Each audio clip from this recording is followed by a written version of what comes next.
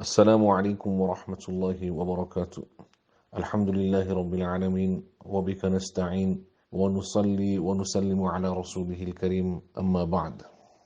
Zulo mwana wanga wachichepere wadwala ndipo lero pamene ndabwerera kuntchito ndapanga dongosolo lomutengera ku chipatala. Nditafika kuja ndapeza anthu ochuluka zedi moti ndimatha kuona kuti titapadutsa awala lathunthu tili panzere, koma ndinayimabe panzerepo panalibe kuchitira mwina. Ena mwa anthu panzerepo anali akuluakulu, ena achichepere, ena atatseka maso, ena anali ndi khawa, ena ali malingaliro odziwa okha malinga ndi kutopa ndi kuyima panzere. Onse anali chete, koma yemwe anandipatsa chidwi anali mnyamata wina panzerepo yemwe sizimankhuza zonse zomwe zimachitika izi.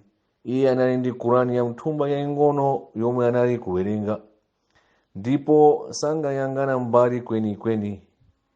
Ine ndinamuyangana mnyamata uyu, koma poyamba sindinazitengere, koma patatha nthawi yayitali kupitirira awala lija ndinayambano kulingalira mwakuya za moyo wa mnyamata uyu ndi kusunga kwake nthawi. Nayamba kuzifunsa, awala lathunthu ine ndachitapo chiyani, nanga ndapindulapo chiyani, pomwe mnyamata uyu wapindulapo zambiri.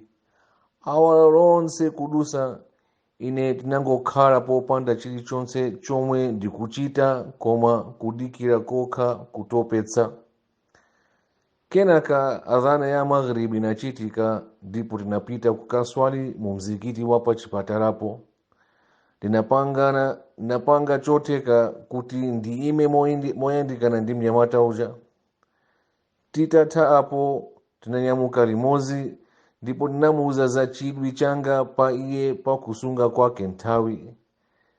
Ndipo iye chachikulu chomwe amakamba mobwerezabwereza ndi nthawi yomwe timayitaya pachabe popanda kupindula nayo monga nthawi yodikira. Anandifotokozera kuti iyeyu anagula Kurani ya mthumba iyi pambuyo polimbikitsidwa ndi nzake za kusunga nthawi. Iye anandiwuza kuti tsopano amawerenga gawo lochuluka la Kurani pogwiritsa ntchito nthawi zomwe zimangotayikiza monga pamene akudikira, ndipo gawo lomwe amawerenga nthawi izi limaposa momwe amawerengera akakhala mu mzikiti kapena mu nyumba mwake. Kuonjezera apo akuti iye samva kutopa kudikira kamba kakuti amakhala wotangwanika ndi kuwerengako, uku akulandira malipiro kuchokera kwa Allah. Ndinalingalira modzinena, o Mulungu wanga, ndi phindi zingati zomwe ndataya pachabe popanda phindu, nanga ndi miyezi ingati ndi zaka zingati zomwe zadutsa popanda kuwerenga Kurani. Mamwayi nthawi yanga inafika, ndipo ndinalowa mchipatala kukakumana ndi adokotala. Nditangothapo ndinathamangira kumalo ogulisira mabuku kukagula Kurani yanga ya mthumba, ndipo ndinasimikiza kuyambira pamenepo kuti sindizatayanso nthawi mpaka kale. Ndi angati omwe angapange zimenezi, ndipo malipiro angati omwe angapezeke powakumbutsa ena? Tiyeni ifeyonso tilimbikire kuti nthawi yathu ndiyisamale.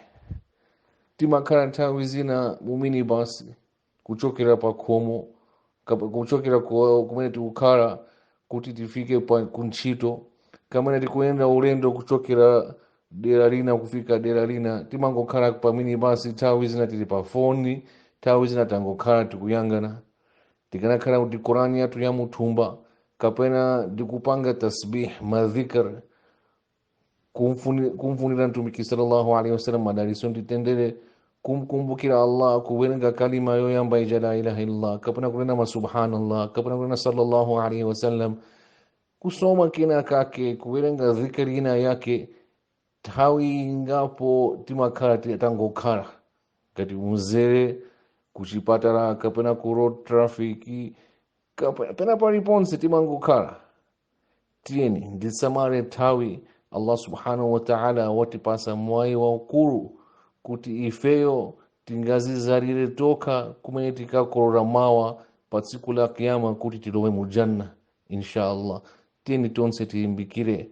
Wa hadha, assalamu alaikum.